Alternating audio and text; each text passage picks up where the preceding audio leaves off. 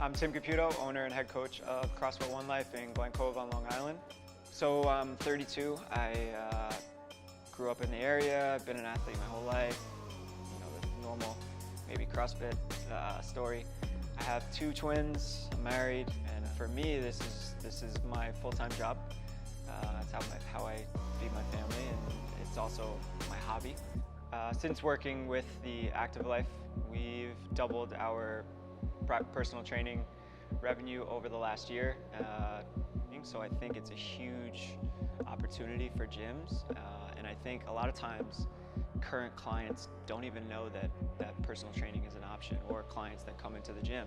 We get it all the time where they think that CrossFit is just group classes or throwing down, whereas you can work one-on-one with a coach for your specific needs, and you're still doing CrossFit.